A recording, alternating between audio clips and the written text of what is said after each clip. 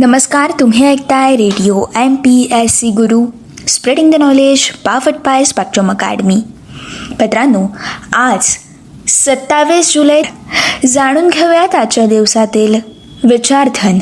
मित्रांनो, जगण्याचा आनंद हा आपल्या अवतीभवतीच असतो, फक्त त्या आनंदाला आपल्याला शोधता आलं पाहिजे. मित्रांनो, जाणून घेऊयात 27 जुलै रोजी घडलेल्या काही महत्त्वपूर्ण घटनांचा सविस्तर आढावा आजच्या दिनविशेष या कार्यक्रमामधून. मित्रांनो, सर्वात पहिले आज आपण जाणून घेणार आहोत 27 जुलै रोजी घडलेल्या काही महत्त्वपूर्ण ऐतिहासिक घटना. मित्रांनो, आजच्याच दिवशी थोरले माधवराव पेशवे उर्फ माधवराव बल्लाळ भट हे मराठा साम्राज्याचे चौथे पेशवा बनले होते. मित्रांनो, श्रीमंत थोरले माधवराव पेशवे हे मराठी राज्याचे चौथे पेशवे अर्थात पंतप्रधान होते. त्यांचा जन्म 16 फेब्रुवारी 1745 मध्ये झाला होता. मित्रांनो, बाळाजी बाजीराव यांना विश्वासराव, माधवराव आणि नारायणराव असे 3 पुत्र होते. विश्वासराव हे पानिपतच्या तिसऱ्या युद्धात मृत्युमुखी पडल्यामुळे माधवराव यांच्याकडे पेशवाईची वस्त्रे आजच्याच दिवशी 1761 रोजी थोरले माधवराव पेशवे हे आजच्याच दिवशी पेशवे म्हणून त्यांची निवड झाली. मित्रांनो, पेशवे हे पद सांभाळण्यासाठी माधवराव अवघे 16 वर्षाचे होते. त्यामुळे त्यांचे चुलते रघुनाथराव हे त्यांचे कारभार बघत होते. वास्तविकपणे माधवराव हे जरी अल्पवयीन असले तरी देखील बुद्धिमान असल्यामुळे त्यांनी पेशवाईतील घडामोडी मोठ्या सूक्ष्म रीतीने अवलोकन केलेल्या होत्या. म्हणून राज्यकारभारात स्वतः हा राज्यकारभार चालवण्याची धमक आणि बुद्धी ही त्यांच्या अंगी होती. मित्रांनो, प्रजेला न्याय मिळवून देण्यासाठी न्याय खात्यात त्यांनी सुधारणा केल्या. तोफा आणि दारुगोळा बनवण्यासाठी कारखाने देखील त्यांनी सुरू केले. त्याचप्रमाणे नाणे पाडण्यासाठी तानसाळी याची व्यवस्था देखील त्यांनी केली. एकूणच मित्रांनो, माधवराव पेशवे यांची कारकीर्द ही मराठी सत्तेच्या दृष्टीने महत्त्वाची ठरलेली आहे. यानंतरचे मित्रांनो ऐतिहासिक महत्त्वपूर्ण घटना आहे. इसवी सन 1897 साली बाळ गंगाधर टिळक यांना पहिल्यांदा कैद करण्यात आलं. मित्रांनो, बाळ गंगाधर टिळक अर्थात लोकमान्य टिळक यांना 1897 साली त्यांच्यावरती राजद्रोहाचा आरोप लावून टिळकांना 1.5 वर्षाची कैद झाली. त्यावेळेस टिळकांनी आपल्या बचावात जे भाषण दिलं ते तब्बल 4 दिवस आणि 21 तास चाललेलं आहे. यानंतर मित्रांनो जाणून घेऊयात पुढील महत्त्वपूर्ण ऐतिहासिक घटना. तर मित्रांनो, सन 1997 साली तमिळनाडूचे तत्कालीन मुख्यमंत्री आणि द्रमुकचे माजी अध्यक्ष एम करुणानिधी यांची सलग 7व्यांदा पक्षाच्या अध्यक्षपदी निवड करण्यात आली. मित्रांनो, DMK अर्थात द्रविड मुन्नेत्र कळघम या पक्षाचे तब्बल अर्धेशतक प्रमुख पद भूषवलेले एम करुणानिधी यांनी 5 वेळा तमिळनाडू राज्याचे मुख्यमंत्री पद हे भूषवलेले आहे. राजकीय नेते असलेले एम करुणानिधी अनेक पुस्तकांचे, कादंबऱ्यांचे लेखक, नाटक आणि चित्रपटात संवेदन लेखक देखील करत होते. मित्रांनो, या बहुपेडी व्यक्तिमत्व असलेल्या एम करुणानिधी यांची आजच्याच दिवशी सलग 7व्यांदा द्रमुक या पक्षाच्या अध्यक्षपदी त्यांची निवड करण्यात आली. मित्रांनो, यानंतर 2001 साली महाराष्ट्र सरकारने सार्वजनिक कामकाजाच्या ठिकाणी, शासकीय इमारतीत, सार्वजनिक ठिकाणी, सार्वजनिक वाहने या आदी ठिकाणी धूम्रपान, तंबाखू, गुटखा याचा सेवन करणाऱ्यांवर तसेच थुंकण्यावरती बंदी घालण्याचा महत्त्वपूर्ण निर्णय घेतला. मित्रांनो, याच सोबत सन 2012 साली लंडन देशामध्ये ऑलिम्पिक स्पर्धेच्या 30व्या स्पर्धेला सुरुवात झाली. मित्रांनो, आता आपण जाणून घेऊयात 27 जुलै रोजी असलेल्या जन्मदिन, जयंती आणि वाढदिवसांविषयीची थोडक्यात माहिती. इसवी सन 1911 साली पद्मभूषण पुरस्कार सन्मानित भारतीय आंतरराष्ट्रीय कीर्तीचे संख्याशास्त्रज्ञ व आहारतज्ञ डॉक्टर पांडुरंग वासुदेव सुखात्मे यांचा देखील आजच्याच दिवशी जन्म झालेला आहे. मित्रांनो, पांडुरंग वासुदेव सुखात्मे हे प्रसिद्ध भारतीय संख्याशास्त्रज्ञ आणि आहारतज्ञ होते. ते प्रतिदर्शन सिद्धांत आणि कृषी संख्याकितातील प्रायोगिक अभिकल्पाचे प्रवर्तक आणि अधिकारी व्यक्ती मानले जातात. मित्रांनो, 28 जानेवारी 1997 रोजी पांडुरंग वासुदेव सुखात्मे यांचे निधन झाले होते. तर आजच्याच दिवशी म्हणजेच 27 जुलै 1911 रोजी पांडुरंग वासुदेव सुखात्मे यांचा जन्म झालेला होता. यासोबत मित्रांनो, सन 1913 साली भारतीय स्वातंत्र्य चळवळीच्या कार्यकर्त्या कल्पना दत्त यांचा देखील आजच्याच दिवशी जन्म झालेला होता. मित्रांनो, कल्पना दत्त ह्या एक भारतीय स्वातंत्र्य चळवळीमधील कार्यकर्त्या होत्या. त्या सूर्यसेनच्या सशस्त्र चळवळीमध्ये होत्या. मित्रांनो, कल्पना दत्त तसेच सूर्यसेन हे 1930च्या चितगावाला झालेल्या शस्त्रगार धाडीच्या मागे होते. नंतर कल्पना दत्त या भारतीय कम्युनिस्ट पक्षाच्या सदस्या झाल्या आणि त्यांनी पूरणचंद जोशी यांच्याशी विवाह केला. मित्रांनो, 1943 साली कल्पना दत्त या भाकपच्या अध्यक्ष झाल्या. मित्रांनो, चितगाव शस्त्रगार धाड ही 18 एप्रिल 1930ला पडली. त्यानंतर कल्पना यांनी 1931 सालच्या मेमध्ये सूर्यसेन यांच्या सशस्त्र गटाच्या भारतीय रिपब्लिकन आर्मीच्या चितगाव शाखेमध्ये त्या भरती झाल्या.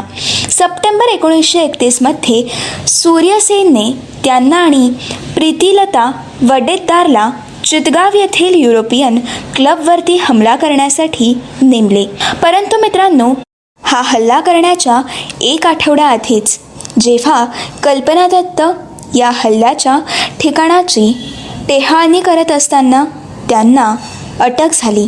मित्रांनो, त्यांची जमिनावरती सुटका झाल्यानंतर त्यांनी लपून राहायला सुरुवात केली. 17 फेब्रुवारी 1933 रोजी पोलिसांनी कल्पना दत्त यांच्या लपण्याच्या जागेला घेर दिला व सूर्यसेन यांना पकडले. परंतु कल्पना दत्त तिथून पळून निघाल्या. पुढे कल्पना दत्त यांना 19 मे 1933 रोजी अटक झाली व चितगाव थाडीच्या दुसऱ्या सुनावणीत कल्पना दत्त यांना शिक्षा झाली व 1939मध्ये त्यांची सुटका झाली. मित्रांनो, आजच्याच दिवशी इसवी सन 1913 रोजी भारतीय स्वातंत्र्य चळवळीच्या कार्यकर्त्या कल्पना दत्त यांचा जन्म झाला होता. याचसोबत मित्रांनो, 1940 साली भारतीय वंशीय अमेरिकन लेखिका आणि कादंबरीकार भारती मुखर्जी यांचा देखील आजच्याच दिवशी जन्म झालेला होता. याचसोबत मित्रांनो, 1950 साली ग्रॅमी पुरस्कार सन्मानित उत्कृष्ट हिंदुस्थानी शास्त्रीय संगीत वीणावादक VM भट्ट यांचा जन्मदिन हा आजच्याच दिवशी असतो. तसेच मित्रांनो, सन 1955 साली माजी ऑस्ट्रेलियन क्रिकेटपटू व समालोचक ॲलन बॉर्डर यांचा देखील आजच्याच दिवशी जन्म झालेला होता. मित्रांनो, आता आपण जाणून घेऊयात 27 जुलै रोजी येणाऱ्या पुण्यतिथी स्मृतिदिनांविषयीची थोडक्यात सविस्तर माहिती. मित्रांनो, आज इंग्लिश रसायनशास्त्रज्ञ जॉन डाल्टन यांचा स्मृतिदिन. अणुसिद्धांत आणि अणुवायूचे गुणधर्म यांसंबंधी महत्त्वाचे संशोधन करणारे शास्त्रज्ञ म्हणजेच जॉन डाल्टन. मित्रांनो, 1787 पासून डाल्टन यांनी वातावरणाच्या नोंदी ठेवण्याची सुरुवात केली.